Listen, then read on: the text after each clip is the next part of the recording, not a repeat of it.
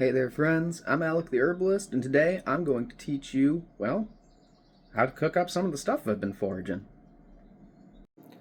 Pardon my mess as I've been going through the process of, well, processing all this stuff. So what we have here are a couple of things that, if you've been watching my videos, you probably recognize. First up, we've got this here. Now, you might not recognize it when it's dried and in a jar like this, but this is wild garlic mustard, and this is what we're going to be using as a garnish for our mushrooms here, and add a little bit of flavor just because I felt like it could get used. Something actually that you should know when you're processing herbs that you find out in the wild, you'll notice that this isn't crushed up. These are just whole dried leaves. Now, I hang my plants upside down in a dark room so that they can dry out. And I take the whole leaves off of there and I put them in a jar. Now, you don't want to crush your leaves. You know, you'll have garlic powder and stuff like that in your seasonings, but you'll lose a lot of your medicinal properties or your nutritional value if you crush that up. Now, it's okay if you do. It really doesn't make as big of an impact as people would like you to believe, but it is still technically there, and it's a fun fact, and it gives me an excuse to use this thing right here. I love my mortar and pestle. Now, the other things we have here are pheasantback or Dryad saddle mushroom. This one is already partly processed, and we have golden oyster mushrooms here. These are actually from the video that I made just the other day. Now, something important to note, because these, you're just going to wash these, cut them up, use them like you would a normal mushroom, nothing too special.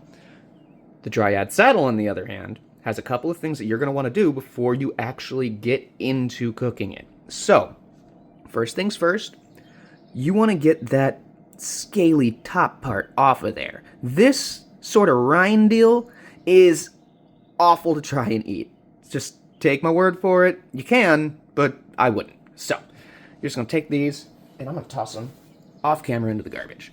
The other thing to note, you'll see these two surfaces are about the same, but when you are processing your Dryad saddle, you're going to want to scrape the gills, either just with a knife or a spoon, whatever works for you.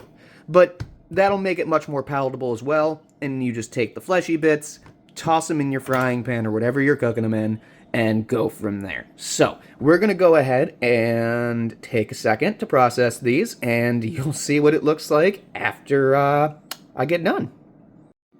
Alright, we've got our mushrooms prepped and our garnish all ground up. So, we are going to start cooking. So, something important to note with mushrooms, right, is that they've got a whole lot of moisture in them. That's one of their whole things. So, a lot of people will go ahead and use butter to start off with, or something like that. Don't start with butter. I mean, you can, do you, I'm not going to stop you, but you're going to want to cook some of that moisture out. Let these cook a little bit, add some butter towards when they're actually ready to, you know, be done.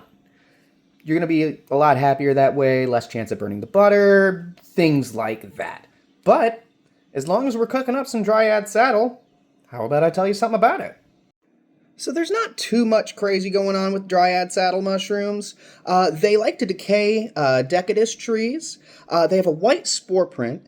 And actually, a really fun fact is when they were originally described in 1778, they were put with boletes in terms of what they were. That was eventually updated sometimes in the 1800s. I want to say the 1880s. I'm not entirely sure. That said, these mushrooms, while they are edible, are best while they're young. As they get older, they can get bugs and they can get pretty tough. And that's also why when you're processing them, you're going to want to cut the edges of them off, and you're going to want to cut the stem off as well, because those parts are not very good to eat.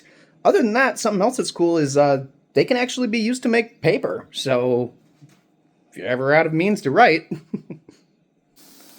Now, it's a shame that you guys can't smell what's going on here, because these smell fantastic. But something I wanted to make a point about real quick is when you're cooking mushrooms, you're really going to want to make sure that you cook them all the way through, because there can be chemical compounds and such in there that could make you sick, and you just won't have a good time. So, always make sure they're cooked through. You want this nice golden brown hue almost entirely throughout.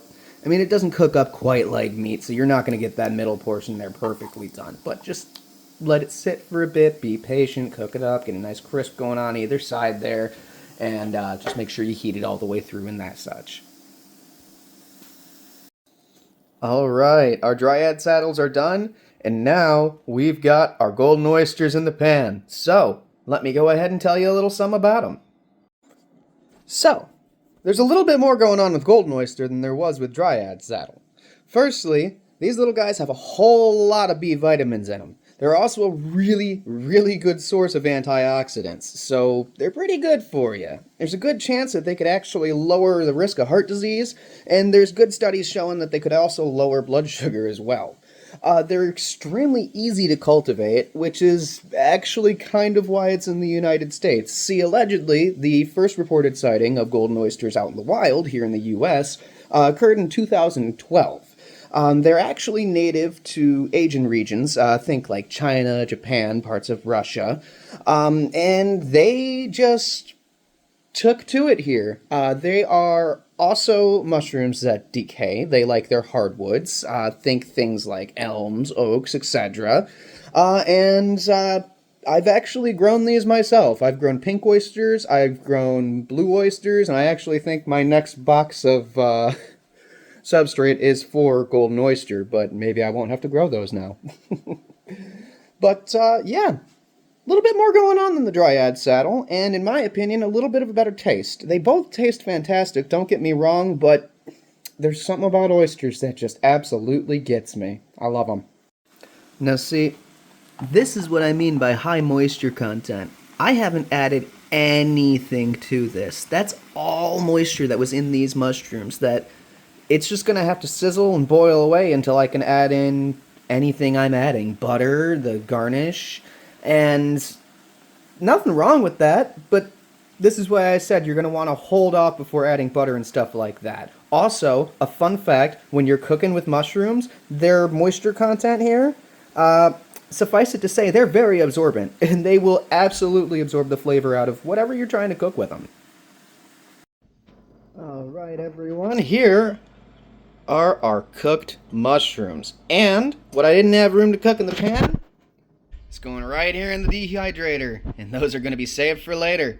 So, I think it's time for the taste test. Alright, so we're going to start with one of the smaller pieces of Dryad saddle. I'm really excited about it because the fact that it's smaller means it's probably going to be a little more crispy, and I really like the crispy, so.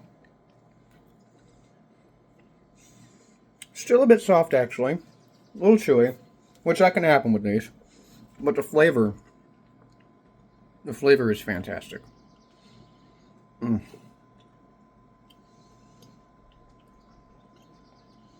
problem with them small bits is that they are kind of chewy, though.